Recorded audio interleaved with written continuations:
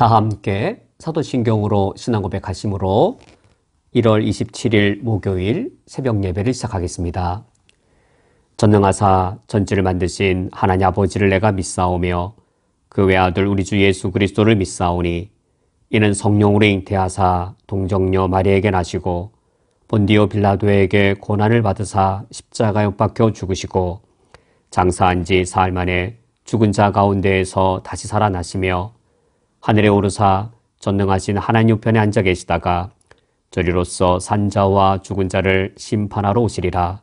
성령을 믿사오며 거룩한 공회와 성도가 서로 교통하는 것과 죄를 사하여 주시는 것과 몸이 다시 사는 것과 영원히 사는 것을 믿사옵나이다. 아멘. 하나님 아버지시여, 거짓이 남많은 이 세를 살아갈 때에 성령이 나와 함께하여 주시어 진리를 분별하며 살게 해 주옵소서. 예수 그리스도의 이름으로 기도합니다. 아멘. 오늘 성경 말씀은 마태복음 7장 15절과 16절의 말씀입니다. 오늘 성경 말씀을 제가 봉독해 드리겠습니다. 거짓 선지자들을 삼가라. 양의 옷을 입고 너희에게 나아오나 속에는 노략질하는 일이라. 그들의 열매로 그들을 알지니 가시나무에서 포도를 또는 엉겅퀴에서 무화과를 따겠느냐. 아멘. 우리가 살아가는 이 시대도 거짓이 난무하고 있습니다. 거짓이 난무할수록 우리에게는 진리에 대한 분별력이 더욱더 요구됩니다. 바로 오늘 성경 말씀에서 예수님께서는 우리에게 거짓 선지자들을 삼가라 라고 명령하시므로 우리가 거짓에 현혹당하지 않을 수 있도록, 그리고 진리에 대한 올바른 분별을 하도록 예수님이 우리에게 요구하고 계십니다. 그렇다면 여기 거짓 선지자들은 과연 누구이고 이들을 삼가야 되는데, 이들을 조심해야 되는데 이들은 과연 어떤 자들일까? 여기서 이 거짓 선지자들은 이제 우리가 어제 묵상한 예수님이 앞서 가르친 그 말씀에 이어져 나오는 그 문맥을 보면 알 수 있습니다. 우리가 어제 묵상한 이 마태복음 7장 13절과 14절 말씀을 보면 두 종류의 문이 있었습니다. 좁은 문이 있었고 넓은 문이 있었습니다. 이 넓은 문은 멸망으로 인도하는 문인데 그 문은 크고 그 길이 넓어서 그리로 들어가는 자가 많다라고 했습니다. 좁은 문으로 들어가라라고 명령하시고 나서 곧바로 거짓 선지자들을 삼가라라고 예수님이 명령하셨는데, 이 흐름을 볼 때 거짓 선지자가 누구인지 우리는 명확하게 알 수 있습니다. 바로 넓은 문을 열어놓고 넓은 길로 인도하는 자입니다. 이들은 어떻게 사람들을 현혹했을까요? 13절, 우리가 어제 묵상한 13절 말씀을 보면 그 문은 크고 그 길은 넓다라고 하여서 큰 문, 넓은 길인 겁니다. 예수를 믿으십시오. 예수를 믿으면 당신에게 큰 문과 넓은 길이 열려 있습니다. 예수를 믿으면 당시 이제까지 좁은 문, 좁은 길, 인생의 좁은 길을 걸어오셨습니까? 돈이 없어서 좁은 길을 걸어오셨습니까? 몸에 병이 있어서 협착한 좁은 길을 걸어오셨습니까? 그러나 예수를 믿으십시오. 예수를 믿으면 주님께서 당신에게 큰 문을 주실 것이고 당신의 인생의 대로를 열어주셔서 평탄하게 될 것이며 당신에게는 갈수록 소망이 넘치는 그런 이 성공적인 삶을 살 것입니다. 라고 큰 문을, 또 이 큰 길을 열어두는 것이죠. 그러므로 예수님께서 거짓 선지자들을 삼가라라고 말씀하실 때 이들은 이 좁은 문, 좁은 길, 그래 십자가의 길을 가르치는 것이 아니라 넓은 문, 넓은 길, 이제 주님께서 당신을 위해 축복으로 넓은 문, 넓은 길을 열어주실 것이라고 예수님의 이름으로 말하지만 오히려 예수님이 반대했던 것을 오히려 가르치는, 예수님이 중요하게 여기지 않았던 것을 오히려 중요하게 여기는 그런 거짓된 메시지를 전하는 자들이 바로 이 거짓 선지자들입니다. 이런 거짓 선지자들은 과거에만 있었던 것이 아니라 오늘날에도 있고 외국에만 있는 것이 아니라 우리 한국교회도 있습니다. 한국교회 밖에 있는 것이 아니라 한국교회 안에 있습니다. 거짓 이단이 아니고 거짓 선지자들입니다. 선지자들이므로 이단이라면 교회 밖에 있겠죠. 그런데 거짓 선지자들이므로 교회 안에 들어와 있습니다. 이들의 큰 특징과 유능함이 있는데 자기 정체를 잘 속인다라는 그러한 큰 특징이 있습니다. 15절 말씀에 양의 옷을 입고 너희에게 나오나 속에는 노략질하는 일이라. 그들의 정체는 노략질하는 일인 것에 비하여 그들은 자신의 정체를 양의 옷을 입어서 속이고 있습니다. 그들이 양의 옷을 입었다라는 말, 그들의 정체를 어떻게 속이겠는지요? 그들의 겉모습은 이를테면 대한예수교 장로회 합동 측 정통교단의 목사입니다. 양의 옷을 입고 있습니다. 또는 유명한 대학의 또 이 박사학위를 받은 신학자일 수도 있습니다. 그래서 양의 옷을 입고 있습니다. 그들은 또 이 사람들의 마음을 잘 움직이는 넓은 문, 넓은 길을 이야기해서 많은 사람이 교회에 몰려들게 하는 그런 큰 규모의 교회의 담임 목회자일 수도 있습니다. 사람들에게 거짓된 소망을 주고 물질적인 그런 이 소망을 주고 그릇된 소망을 갖게 해서 사람들을 많이 모으게 하는 유명한 이 대중적인 부흥사일 수도 있습니다. 사실 우리 한국교회의 가장 아프고도 슬픈 일이기도 합니다. 우리 이전 시대에는 기복주의를 참으로 많이 강조했습니다. 11조를 드리면 물질의 복을 받는다든지 안수를 받으면 병이 낫는다든지 이러한 그릇된 이 신비주의와 그릇된 이 기복주의로 많은 사람들이 이 교회를 찾고 예수님을 믿겠다라고 나오게 했습니다. 양의 가죽을 쓴 이 노략질하는 이리들이 과거에 우리 한국교회 기복주의라는 이름으로 한국교회를 더럽혔던 그런 많은 그릇된 자들입니다. 이런 기복주의가 사라진 것이 아니라 옷만 바꾸어 입었습니다. 오늘날에는 번영신학과 형통의 복음이라는 옷만 바꿔 입어서 더 세련된 형태로 우리 그리스도의 이 교회를, 우리 주님의 교회를 더럽히고 있습니다. 예수 믿으십시오. 예수 믿으면 하나님께서 당신의 삶에 번영과 형통의 축복을 주시겠 것이라고 긍정적으로 생각하십시오. 당신이 긍정적으로 생각할 때 하나님께서 긍정의 힘을 통하여서 당신의 인생에 긍정의 역사가 일어나게 해주실 것이라고. 이와 같이 예수님이 말씀하시지 않은 것들을 말씀하는 것이죠. 이렇게 가르칠 때에 이런 가르침에는 이 예수님이 가르쳤던 좁은 길과 좁은 문이 들어갈 틈이 없어져 버립니다.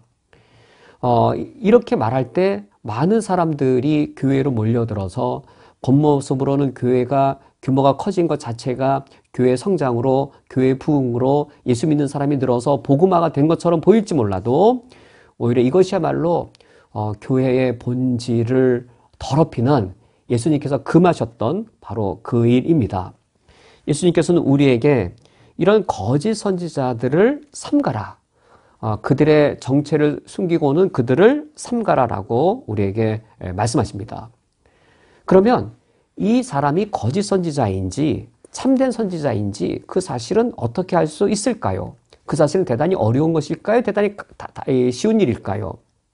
18절 말씀에 그들의 열매로 그들을 알지니 라고 말씀하셔서 우리는 거짓 선지자인지 참된 선지자인지 그 사실을 분별하는 것이 어렵지 않다는 사실을 알 수 있습니다. 그들의 열매로 알 수 있습니다. 그들이 어떤 열매를 맺는지를 통해 알 수 있다는 말은 거짓 선지자를 따라가면 거짓 선지자가 말하는 열매를 맺게 합니다. 거짓 선지자들이 말합니다. 예수 믿으십시오. 예수 믿으면 당신의 몸이 치유받을 것입니다. 예수 믿으십시오. 예수 믿으면 당신이 물질의 축복을 받을 겁니다. 예수 믿으십시오. 예수 믿으면 당신이 현세적인 성공할 것입니다. 라고 거짓 선지자들은 큰 문, 큰 길, 넓고 그리고 이 넓은 길, 내 인생의 대로가 열리는 길, 그 길을 제시할 겁니다. 거짓 선지자들의 이 길을 따라가고자 할 때 거짓 선지자들이 어디에 호소하나요? 거짓 선지자들이 호소하는 것은 나의 세속적인 욕망을 호소합니다. 거기 호소합니다. 당신의 몸이 아픕니까? 치유받을 겁니다. 내 몸의 치유. 내 몸이 아플 때 내 몸이 치유받고 싶은 나의 욕망. 물질의 축복을 받으십시오. 부자가 되고 싶은 나의 욕망, 당신은 현세적으로 성공해서 예수 믿으면 형통할 것이고 인생의 대로가 열릴 겁니다. 내가 세속적으로 성공하고 싶은 욕망.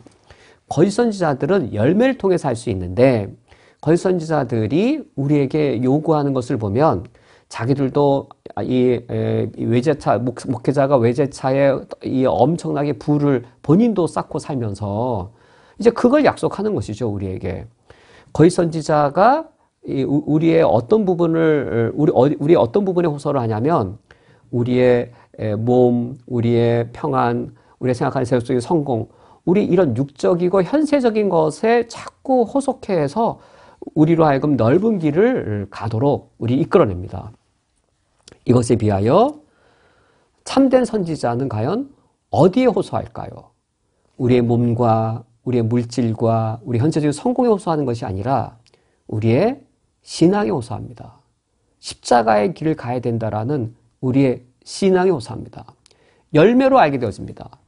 그 열매가 무엇일까요? 예수님이 가신 길입니다. 마태복음 5장 하나님의 의를, 마태복음 6장 하나님의 의를, 마태복음 7장 하나님의 의를, 예수님께서 하나님의 의를 이루기 위하여 십자가의 길을 가셨습니다. 그리하여 생명의 열매를 맺으셨습니다.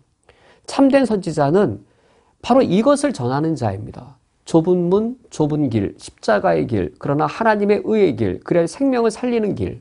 이것은 우리의 본성을 아주 부담스럽게 만듭니다. 거짓 선지자들은 우리의 본성을 아주 활발케 해서 부자가 되고 싶으면 희망이 생기고 병이 낫고 싶으면 희망이 생기는 거짓 선생들은 거기에 호소하는 것에 비해 예수님의 말씀을 들으면 십자가의 길을 가야 되니 이게 우리가 인간의 죄악된 본성이 우리 연약함의 본성이 기쁠 리가 없죠. 거룩한 부담감이 우리에게 있을 뿐인 것이지요. 열매로 우리가 분별할 수 있습니다. 거짓 선지자인지 아닌지를 분별하는 것은 우리가 어떤 대단한 신학 훈련을 엄청나게 받아야 분별할 수 있는 것이 아니라 우리 신앙 양심으로 거의 대부분 다 분별할 수 있습니다. 특수한 몇 개의 경우를 빼고는 지금 내가 세상 욕망에 호소받아서 그걸 끌고 가는 것인가 아니면 하나님의 나라와 하나님의 의, 좁은 문, 좁은 길, 정말 내 인간 본성으로서는 듣기 쉽고 부담스러운 말씀이지만 정말 저게 생명의 길이구나. 예수님이 걸어가는 십자가의 길이구나. 내 신앙에 호소하는 거구나. 나의 참된 영적 생명에 호소하는구나. 그것은 우리 구원받은 그리스도인이라면 그렇게 어렵지 않게 우리가 분별할 수 있습니다. 최소한 우리가 말씀 묵상하고 신뢰받을 만한 그리스도인과 교제하고 상담하고 그러다 보면 거의 대부분 상당한 부분들은 우리가 이게 거짓된 것인지 진리인지를 우리가 분별할 수 있습니다. 오늘 말씀을 맺도록 하겠습니다. 예수님께서 우리에게 좁은 길로 좁은 문으로 들어가라 라고 명령하신 이후에 거짓 선지자들을 삼가라 라고 우리에게 조심시키고 계십니다. 우리는 항상 좁은 길로 갈 때 내 길이 좀 넓어졌으면 내가 조금이라도 넓은 문으로 들어갔으면 하는 욕망이 항상 우리에게 있기 때문에 좁은 길을 가는 동안 항상 좀 더 편하고 싶고 이 고생에 여기서 멈추고 싶은 마음이 항상 있기 때문에 우리가 거짓 선생에 속거나 유혹받을 가능성이 있습니다. 우리가 좁은 문으로 들어간 이후에 우리가 거짓된 이 속임에 속지 아니하고 진리의 분별력을 가지고 예수 그리스도의 그 길을 우리가 신실하게 따라갈 수 있기를 주님의 이름으로 축원드립니다. 함께 기도하겠습니다. 하나님 아버지시여, 거짓이 난무하는 이 시대에, 그래 진리가 혼탁해진 이 시대에 그날 저희들이 예수 그리스도 앞에 서서 주님의 말씀을 들으며 성령께서 인도하시는 대로 주의 말씀에 응답하여 저희들이 거짓 선생들을 분별해내며 참된 진리를 발견하며 오늘 하루도 의 가운데 살게 해 주옵소서. 예수 그리스도의 이름으로 기도합니다. 아멘. 다 함께 주기도로 오늘 예배를 폐하겠습니다.